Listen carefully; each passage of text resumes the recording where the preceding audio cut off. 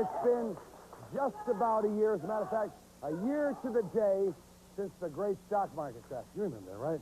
Market plunges 500 points on 1 zillion shares. Visions, man, of bread lines, people jumping out windows were everywhere. Wait now. Everything seems okay. Was this a bad dream, or was it a crisis just for the fat cats on Wall Street? Or was it the media again, scaring the living hell out of everyone to sell newspapers? Tonight, we'll take a look back at the great crash and talk to the so-called experts. You don't remember of them any opening their mouths before the crash, do you, huh? How many people did they get out before it happened? Join me. We'll find out.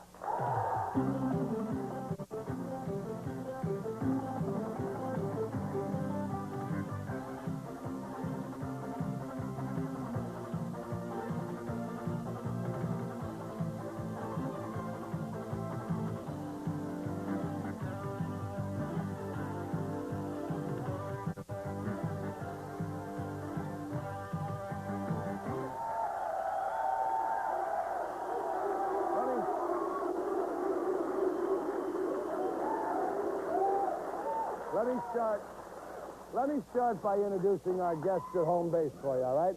We have Mr. Louis Aaron Kranz, who is with Recent Company, New York City.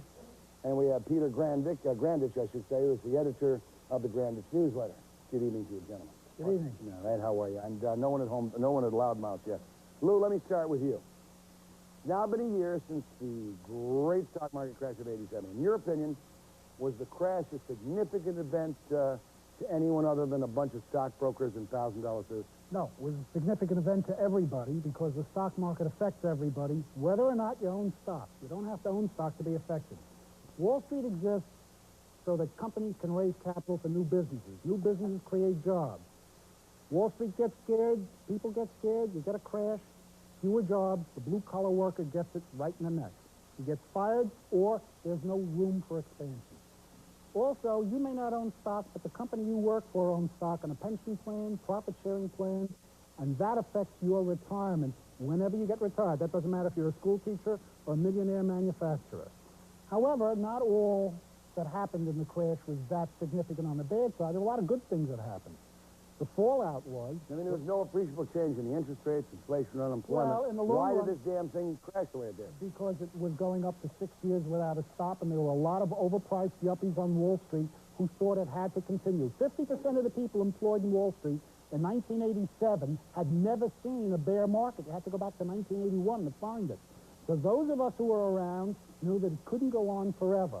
Fortune magazine, October 1st, a month before the crash, had a front-page story saying, can stock prices go up forever? And their assumption was it can, because there are new ways to figure out common stock prices and No, let me ask both of you now before we start getting so esoteric that I fall asleep here. You're both so-called financial experts. Can I presume that you both saw the crash coming and got your clients out? I did not. I did not see that the financial crash was coming because it was such an enormous proportion. I think it strained, any kind of rationality. I gotta like you, pal. You tell the truth. Well, I didn't see it coming. However, when it came, I knew what to do, and we're all right. My clients are all smiling. Your clients are all smiling because you were able to... Because we committed cash while the media was so convinced.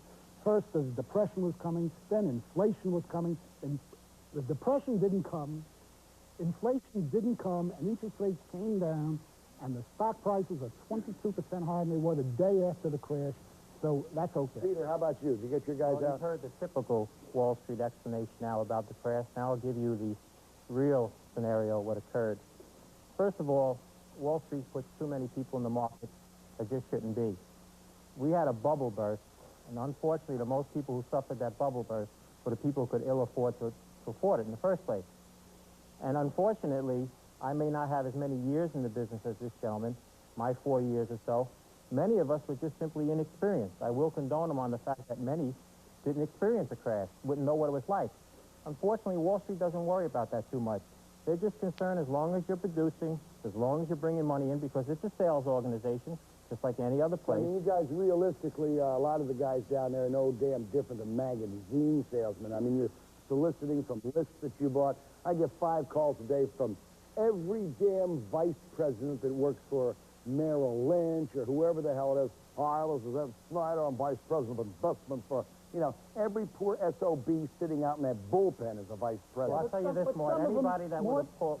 First of all, it's a sales organization, because anybody has the courage to call Morton Downey from Wall Street certainly has a lot of courage. He's probably a damn good salesman. I mean, your producers told me that they called everybody on Wall Street, and we were basically the gentlemen that agreed to come here. The others really turned... It's certainly not a... It's a different reason for that. It's certainly not an organization. It's certainly not an organization that goes on merit, and let me tell you why. Right. You have a stockbroker that makes 20 recommendations, 18 of which of them go up double in price, which would make everybody in this audience happy. You have another fellow that makes 20 recommendations, 18 go down the tube. The fellow who went up, he produced about 200,000 that year. The other guy, he produced about $750,000. I can't begin to tell you in certain firms who's going to be the guy that's going to be most appreciative. It's going to be the guy who produced $750,000. The guy who went down produced $750,000? You got it, because it's a sales organization. As long as he didn't violate any legal laws and didn't use inside information, all this boasty stuff, if he produced and the people supposedly knew the risk they were inherited, it didn't work out, he was the big producer. Believe me, Lou, do you got the private follow office. that track? Yeah, no, because if you lose money for people, you're not going to be producing, you're going to be driving a cab pretty soon. What's wrong with driving a cab? Nothing at all, but that isn't Wall That's Street. again You're not another gonna perception of Wall Street. You're not going to You be bet. in Wall Street. And all those yuppies that went through those 6 years straight up are driving cabs and waiting on tables. But I want to pick up on what you said. People are calling you. How do you know that all the people who are calling you don't know anything? You know, it's like anything else. There are good brokers. There are bad brokers. There are good mutual funds. There are bad mutual. There are good television hosts. There are bad television hosts. Are you a good broker? Yeah, I'm good. But I'll let my clients tell me whether I'm good. Are you a good television host? You're different from Oprah Winfrey. You're no Oprah Winfrey. Now, one of you is better. Thank Some God are for good. that, pal. Some are good. You're a good broker.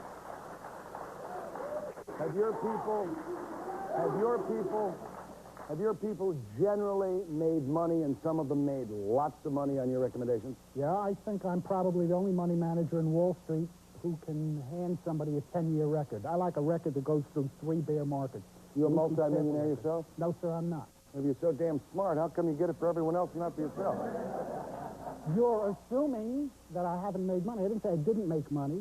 I made the money, I spent the money, I used the money for what I wanted to do, and I made money for my clients. Those clients who wanted to be multimillionaires are, and it's a documented record. And there are many good brokers. There are many good money managers. I'm not here to sing praises. I'm not going to wave the flag. But there are bad brokers and good brokers, just like there are bad TV hosts and good TV hosts. No difference. Doctors, lawyers, brokers. I think you've got to admit the crash of '87 had to be the most over-reported event in recent memory. Do you think the media acted responsibly in covering this crash? Now, Most the definitely New not, York Times devoted more words to the crash than it did to the invasion of Normandy. And Why was that? Let me ask Peter that. Peter, why was It that? sells. It sells. That's Sells the newspapers. simple fact. It sells newspapers. It gets people watching. We had people staying up at 3 o'clock in the morning to watch CNN to see where the Tokyo market was, where normally they wouldn't be. The thing that scared me most about the crash was there was a fellow who was driving a bus. That's what he did for a living. He had 3 children. He went back to work, paid his taxes. He was happy. He came home that night, turned on the TV, and he heard something that happened down on Wall Street could change his whole life. There may not be no country. We may be in the deepest recession where he won't have a job. All this through the media. When in the reality of the fact, which has been proven a year later, was that didn't occur. But that man was scared. And what was that amount of that worth of scaredness to have that effect? The media.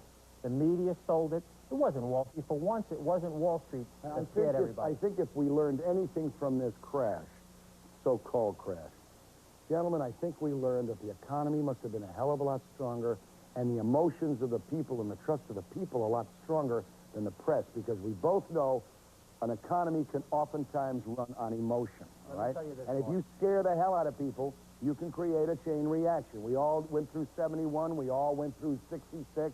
We all went through all those little recession areas, and I think they were enhanced by the reporting from the news. Well, let me tell you, you have these guys, you have one type of group that just peddles it's the greatest thing in the world, just come on in. And I agree with him, not everybody's like this way, but it exists.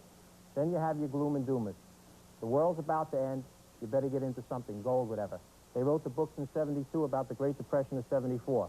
In 74, they wrote about the Great Depression of 76, and on we go. Well, they're broken clocks. We all know that a broken clock should be right twice a day. The rest of the time, they're wrong. All right, gentlemen, I want to take a look next and find out how the broker's business really works and who is on the other end of that telephone, all right? Stay with us.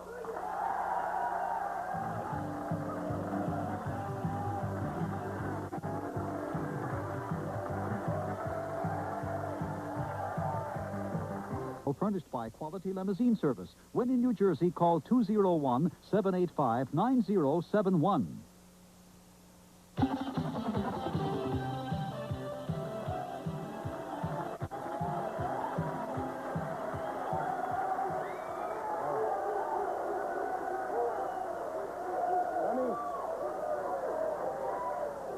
Let me come back first to Peter, and let me again congratulate these two gentlemen, all right?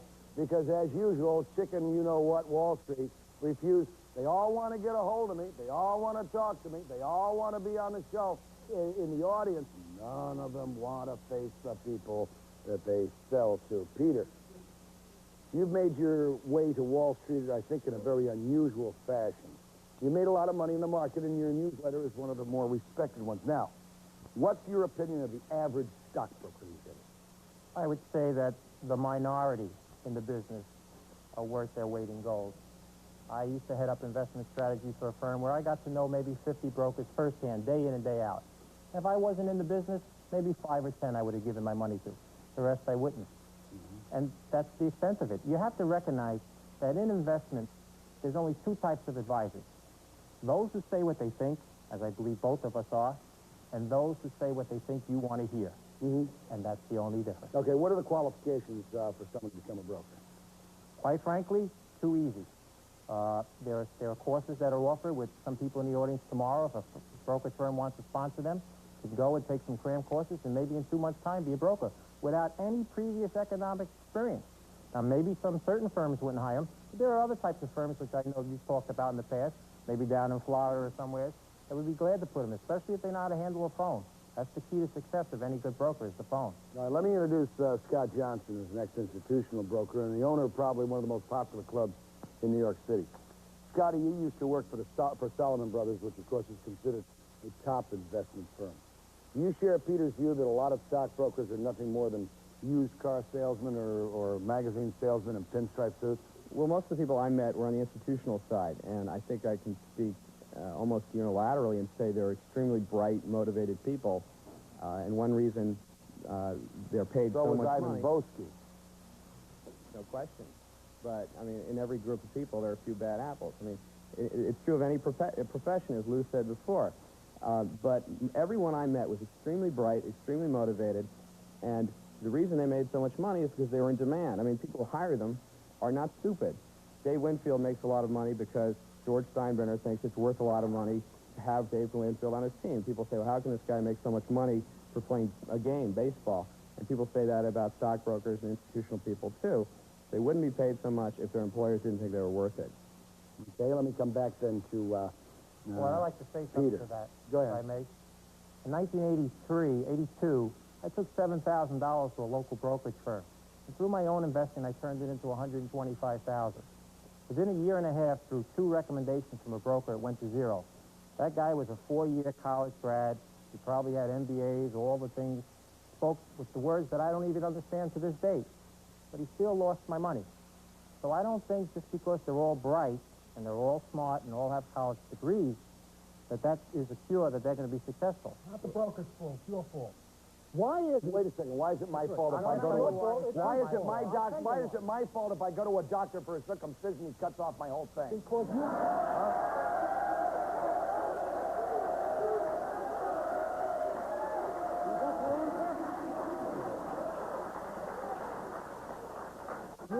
You wouldn't go to a doctor for circumcision unless you ask 22 people, is this guy the guy for the job? Is he good? Does he do the job? Does he have experience? I don't know. Maybe I'm shopping. stupid. I wouldn't do that. How many people out there would go to 22 people and ask about the doctor you're going to? Let me see a show of hands. You won't go for None. a second opinion on a None. major operation? That's not a major operation. You've never seen it, It is pal. if he It's not cut it major. off.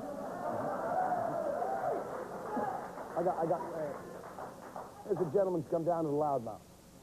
Okay, my name is Richard Exposito. Mort, I used to work for a mutual fund company. Now, I respect these gentlemen here. Mutual fund meaning a number of stocks into a portfolio. You buy a Exactly. share in that. Exactly. You buy one share and it buys you a little piece of everything. Exactly. Now, I left that company for, the main reason why I left that company was that they would give you they would come out with a product with a certain mutual fund. And I would read the prospectus and I would go into it and I'd see what exactly that it was getting invested in. So you try and do due diligence. What Yeah, they call well, due they would diligence. tell you, sell this. And sometimes that wasn't, they would just want to sell. They would give you prizes. They would give you trips to Atlantic City. And sometimes that wasn't for the client. Another thing is, when I was working in a mutual fund company, actually, I used to teach. I used to teach sales to the new trainees. And it was all scripted. You know, you would have a whole script sale. And I Oh, could these were question- telephone salesmen, right? No, actually, the script would be once you got the appointment. And then it was a whole, you know, song and dance about a certain fund. And yet this fund was losing money consistently. What about churning?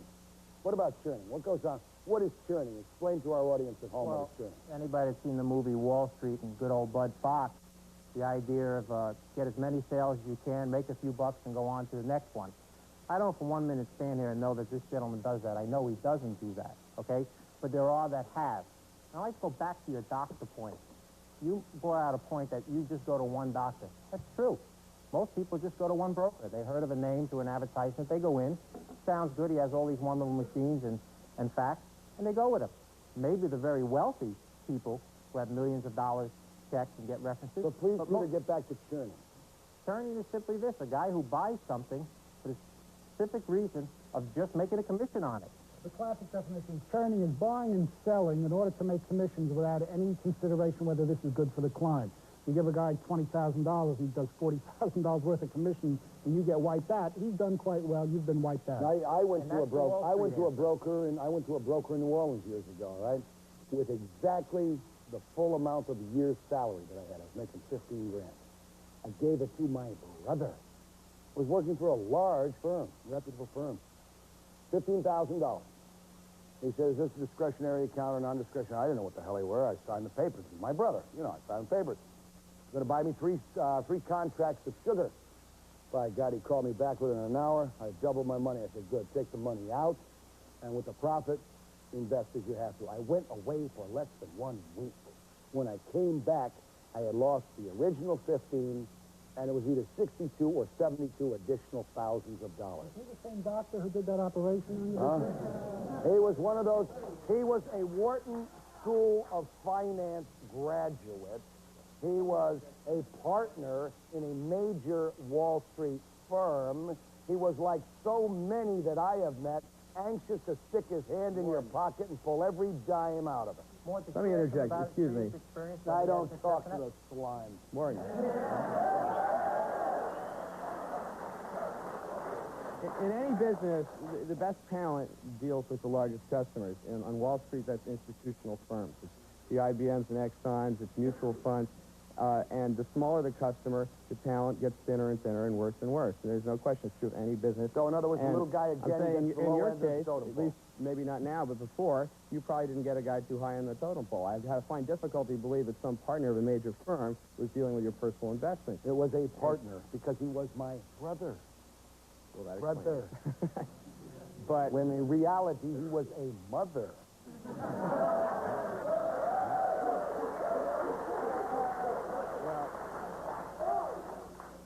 the point is, I do believe this, for the average investor, you're really not going to get incredible talent as a stockbroker. To this extent, they were agreeing with So each what other. we're saying then, Scotty, is the poor Downeys and Smiths and Joneses and Browns in that audience don't really have too good a shot if I'm going in with $1,000 every couple of months for investment, because I'm going to get the low end of the talent totem pole. Personally, I think most of the time you're just as well off going with a discount broker and making your own decisions. If you're going to go to a broker who's... No, we invited Charles Schwab to be here tonight, but he, of course, his hiney bit a hole out of his pants when he thought he was going to be in. If you're going to go with a broker who's going to give you advice and therefore charge more, you really ought to research it. No So then question. what you're actually saying then, actually, is that certain firms that we know that have hundreds of offices, thousands of brokers, the average person in this audience who happens to walk into one of those offices isn't going to get good advice? All right, I'll tell you what we're going to do next. We're going to ask our financial wizards just who appointed them experts and what makes them an expert. Stay with us.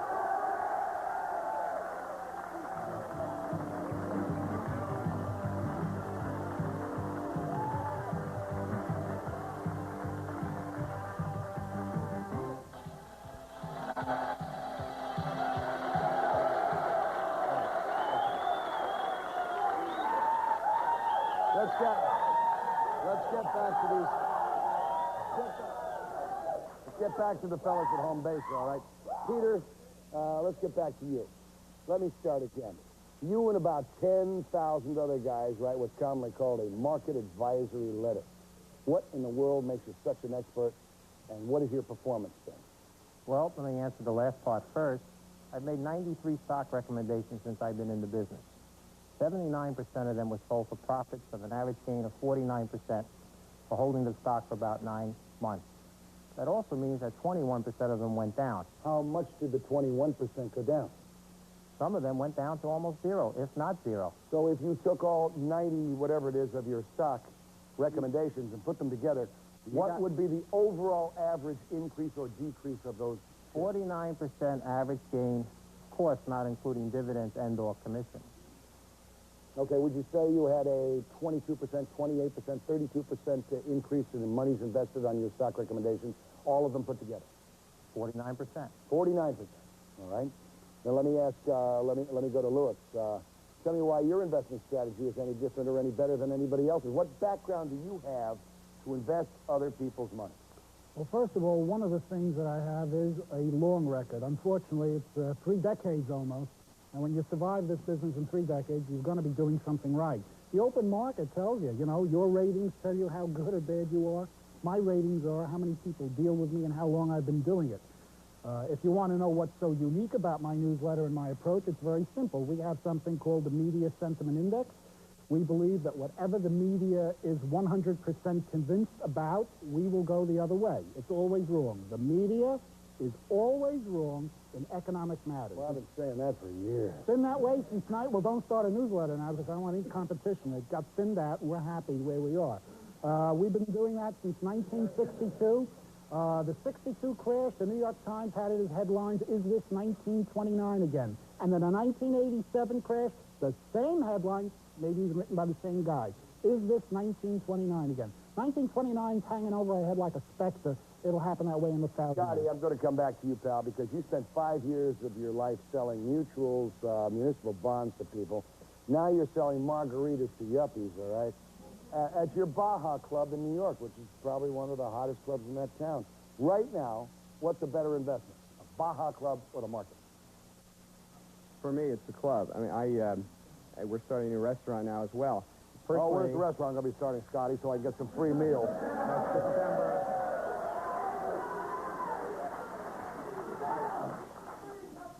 I think it's easier to have a handle on what a business is all about if it's your own business and your money's in it.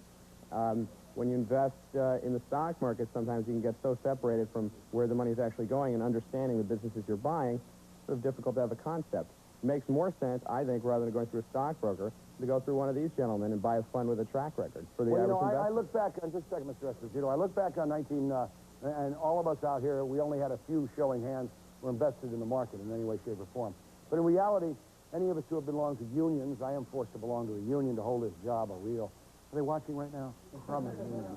All right? And they invest my money for me. I mean, they just take my money and they invest it, all right? So our pensions, when that market went down, baby, our pensions suffered. That's where we got hurt. A lot of us get hurt on pensions and things.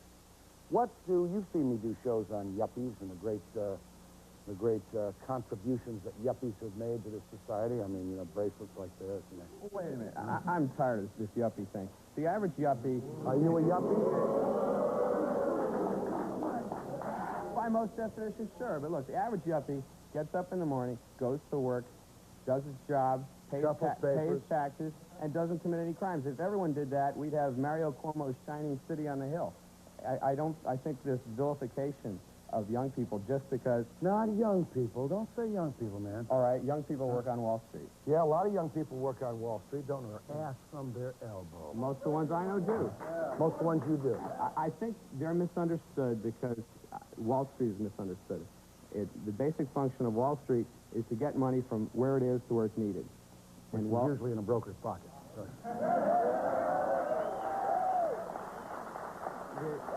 We hear about all the good. These gentlemen have both told us that stock market sells stocks, therefore it gives more money to companies. They can modernize, they can hire more people, they can do all this. So none of the employment, all of these jobs, let's take this both ways. These 17 million jobs that have been created during Ronald Reagan's regime, we're now going to credit to the yuppies, right? So in that case, if we're crediting it to the yuppies, let me say that most of these jobs have been $3.65 an hour jobs. All right? That's not true. McDonald's can't find people at $3.65. In my club, I pay a guy $8 an hour to mop up the floors. I mean, minimum wage doesn't exist. Got a lot of folks here volunteer for that job, baby. I couldn't disagree more. Wall Street and the capital markets make possible the building of schools, hospitals, factories. It keeps inflation and interest And rates make lower possible the selling of junk bonds which have absolutely no value, which allow them to go in and take over companies. For a little company worth $30 to take over a company worth $1 million, to bring everything together, and to knock out jobs. You call yourself a capitalist, but now you sound like you don't understand capitalism. I probably don't. I probably don't understand it the way you guys do. Probably don't understand it. I haven't had a chance, man, to do the rip-offs that you guys have.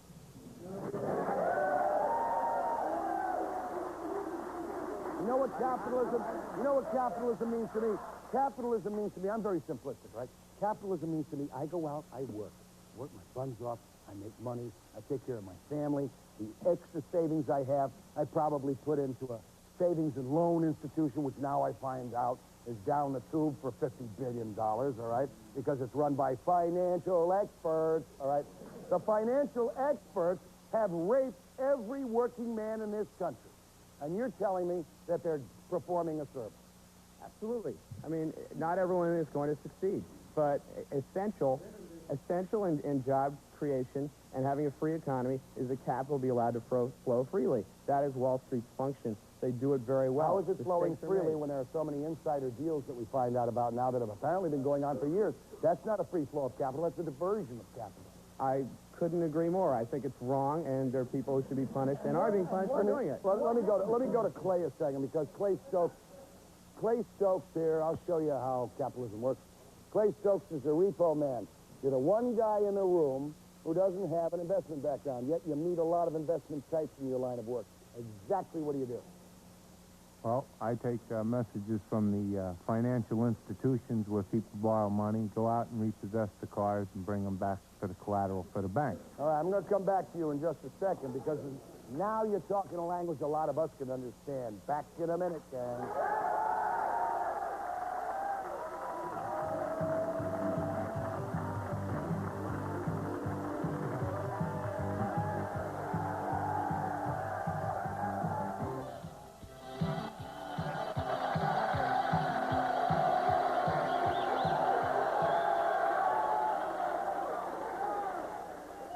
I'm going to come back to you, but before I do, I want to say hi to KCIK, all right, in El Paso. That's our new television outlet down there. Clay, probably the only pleasant image to come out of the crash, in my mind, is the thought of thousands of arrogant yuppies getting their BMWs and Porsches repossessed.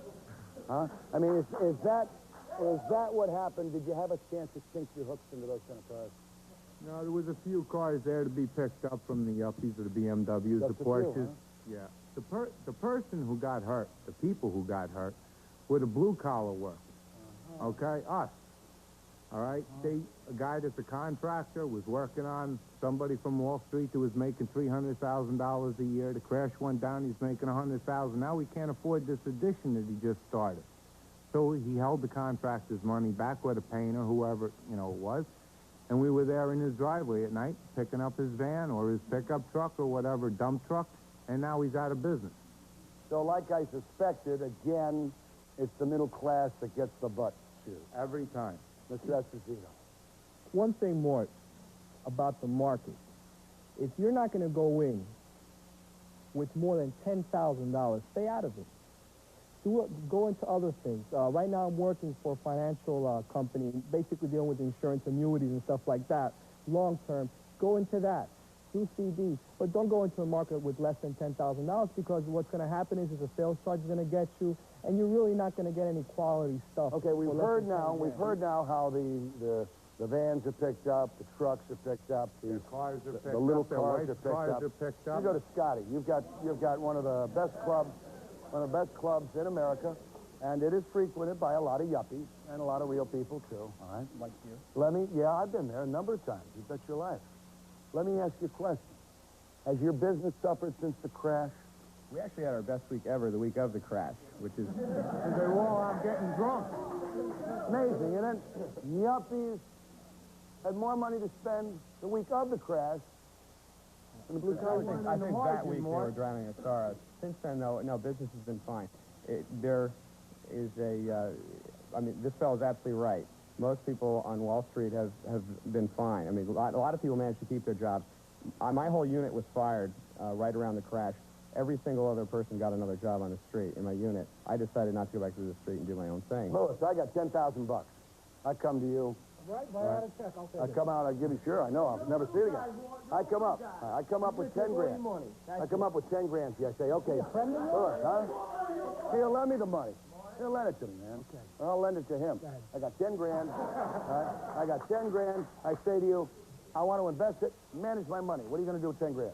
Well, first of all, I would I'm not going to let you play the margin, Mort. Let me hear what he's going to do, though. Do I get a chance to answer? You bet. Go ahead. This is not a ventriloquism show. I ask you a Go question. ahead. It's not a Take their money and run. It's not a ventriloquism show, but he's proving that there is a dummy here. Touche. First thing, I'd like to know a lot more about you and what your goals are and how much risk you can take. If you're not risk tolerant, if you don't make a certain amount of money, perhaps most of it should be mutual Okay, I'm funds. making $31,600 a year. I've got a wife and 2 kids. My kids are still about 10 years away from having to go to college. I live in my home. I pay $480 a month for my mortgage.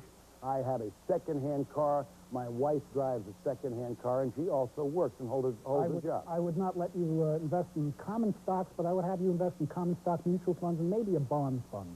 I'd be a little conservative, but you can't be risk tolerant. You don't want to risk the $10,000. Okay, so all of it is going into that portfolio. You should do well over a period of time. You should do 15% a year on average, which is respectable. And after 10, 15 years, depending if you can put additional money in, your kids should be able to go to college. All right, but you're not gonna tell me he's not gonna tell me to put any of it in hard assets. I don't get it, buy any gold or silver. No. Don't buy No, that. nor will you buy commodities, which your brother put Don't you buy into. commodities. That's Okay, right. right. I never would touch those again. All right, that's what we do with 10. You want to say something? Anyone from the audience is welcome down to ask any questions you want. My name is Dennis McGarrow. I've been involved in financial and estate planning for about 17 years. It's guys like him that caused the crash. Talk to you 10 minutes, and he's ready to take your check. That's why a lot of people get hurt.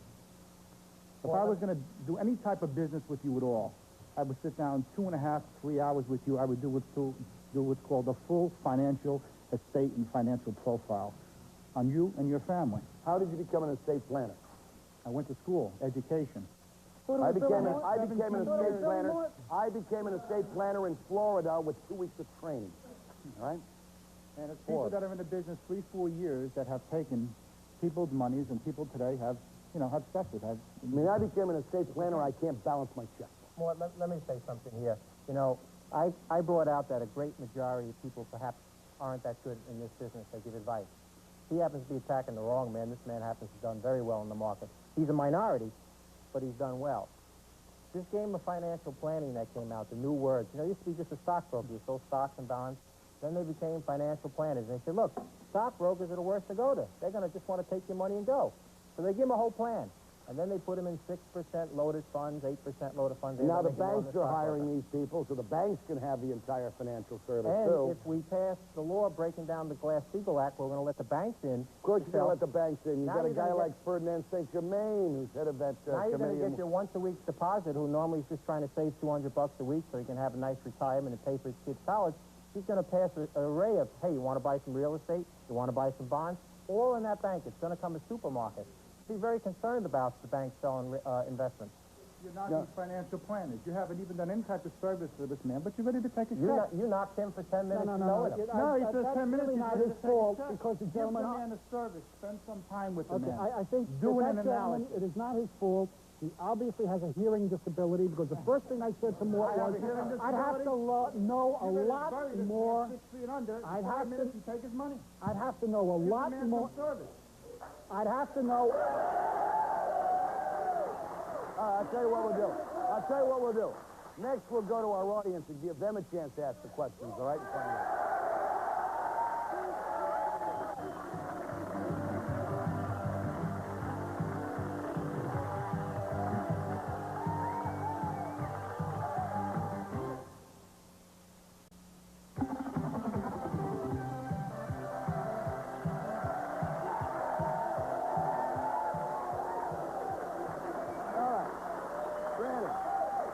Granted, believe me, there's little I can tell you about investments. I don't know diddly squat about them. I've never been good at them. You got any questions for the folks or any comments, you go ahead and make. Either one of these gentlemen, I don't really care what you want. Let me get this straight now, basically. If you make an investment for me, and I make money, you make money, correct? You make a dividend or a profit off of that, correct? We make a commission, and even if you happen to lose Now, that money, front-loaded, we'll still back-loaded, make you a follow my commission point. if we sell your Either stock. way, you make bucks off of me. I got a great proposition. We should make a little law here. If you guys lose money for me based on a bad decision, you should take a loss, not be paid any money. I'm a contractor. If I make a mistake, I lose money. You guys should be in the exact same boat. Good idea. Yes. I have a friend who works on Wall Street, I'd and like to his answer that. company...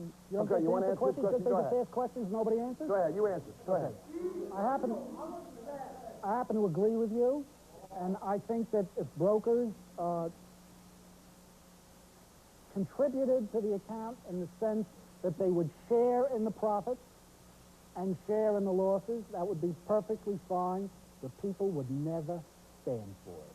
However, there are, I don't know why it's not. Has it ever been tried? Yeah, there are money managers that will take 20% of the profits and take nothing on the downside, if no fee on the downside. Oh, and that's some no bro- deal. What about if they're taking 20% of the profits and sharing equally in the losses? I That's a think- deal. Yeah, except that no doctor does it, no lawyer does it, no accountant does it. But you know what so happens? Why should brokers But you do know it? what happens when they give us bad advice and when they prove that they are malfeasant? We then can bring them up on charges and we can sue them for malpractice and we make a bundle. So, should we be able, let's take it another way, should we be able to sue for malpractice? Well, of course, malpractice, brokers are sued for malpractice. Malpractice means when you practice badly and dishonestly. And lawyers can be sued for malpractice. Amazing. Here we got a guy like However- Ivan Boesky. Hundreds of millions of bucks he ripped off, all right? He is in jail for 2 years. Some poor schnook who needs to feed his company goes out and holds up a liquor store and gets 20 years in jail. Where the hell's that balance? Where's that kind of balance? If you're asking me that question, I'm not responsible for the legal system, but I will tell you that if you want to make a You're hero not out a of a citizen, guy sir? who holds You're up not a a liquor citizen? store... if You're you not a wanna make- citizen? Yes, I'm a citizen. Then you're but if responsible just like I am. Well, I wouldn't want to make a hero out of anyone who held up a liquor store. Would you like to make a hero out of Boesky who No, held sir. up No, sir. widows He and broke the law. orphans? He didn't hold up widows and orphans. Of course he did. No widow or orphan ever lost a nickel because of Boesky, directly or Of indirectly. course he Then did. you don't understand what Of he's course he saying. did. No one ever understands brokers because their brains are filled with... That's why. Go ahead.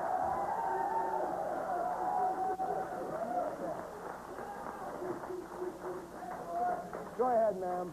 My question is why don't you guys ever warn people that come in with like, $2,000 or $5,000, warn them before they go into it that, there's possibility they can lose it all instead of... No, they don't, because like my cousin went in and she lost thousands of dollars because, some broker, and plus few people that she was with had lost $1,000. This guy skedaddled. Some Nobody broker knows. had 3 months of training because he had a cousin who knew the president of the partner of the thing. The usual Well, routine. let me answer something. Let Peter answer here a second. Go ahead, Peter. First of all, Boesky was, in my opinion, a disgrace to myself, and I believe to this gentleman also. It's a shame that we have to go out and have a gentleman like that do what he did and have to answer for it. But he's not the only one who did it. Okay? Secondly is, the problem with investing is when these people have $2,000 or $5,000 and they hear a story about a stock that can do this, that, and the other, they have already spent the money that they're told it's going to be made. They already vision it going up 400% or 500%, and their 2,000 is now 12,000, and they're going to be able to buy a car if they always want it. Yep. Without any preparation whatsoever for it going to zero. The fact of the matter is, you need to know that it can go up and it can go down. And some people can even afford financially for it to go down. And some people can make money on it going down. And almost most of them can't afford the mental aspect of the loss. Too many people change their lifestyles.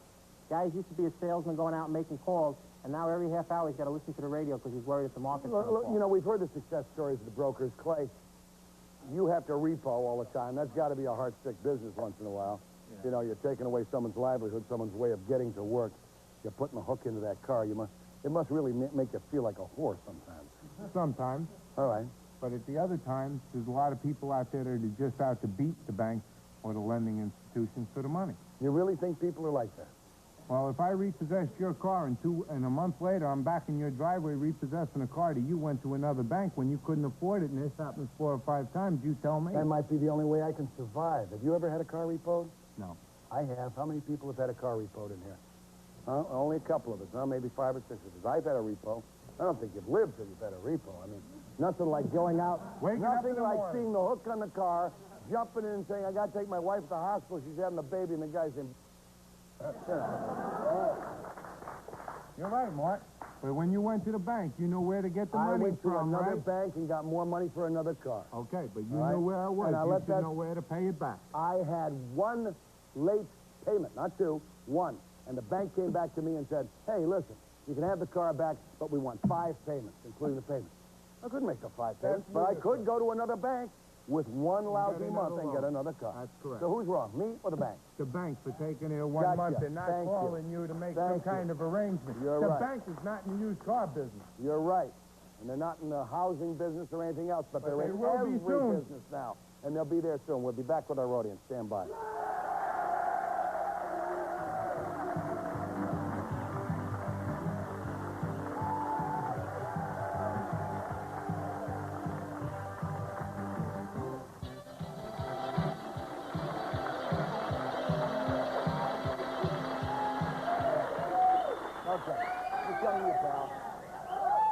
I just wanted to make a comment about what you said and what the man behind said, that the so-called experts, they give you advice, and if you take a fall, they still make a commission. And if you take a fall, they should take a fall, too, because they're faulty information. They should take the fall. Well, that's what they were talking about a little bit earlier. He says that people wouldn't go for that. I think the people would. I think Wall Street would, all right? And it maybe does create an unstable position in Wall Street because of the way they've set it up for themselves. Go ahead, pal. Yes, I have a friend who's a stockbroker on Wall Street now, and he works for a company that underwrites stocks, and they also recommend. So each month he gets a list of recommended stocks to sell. How many of these stockbrokers in the country actually get a recommendation from, say, their company, and they don't do it on their own? So what are we talking about? Are we talking about a person recommending stocks or a company? Well, Make it quick, because I want to tell you a story. You're talking about both. Both small and big companies have research staff that make recommendations, but the broker can use his own ideas, I think. Certainly can in our firm. And if he doesn't like the firm's recommendation, he can use his own gray matter. Tell you real quickly in the minute that we have left how great this business is. This thing called penny stocks. You've all heard of. Little things out of Denver and other areas like that. Had a guy come to me. You know, my name's now very high profile, so they figure I got a lot of bucks. So a guy came to me. Needs $175 to make his magazine and newsletter work, all right? And he's got a good magazine, a large clientele, 400,000 people it goes to. 175,000 he wanted, and his comment to me was, if I get the 175,000 and you want to put together a company, I can give a good write-up in my newspaper, which will guarantee you sell the stock, all right? Please, spit in his face, have nothing to do with it. Kick ass! Good night to you.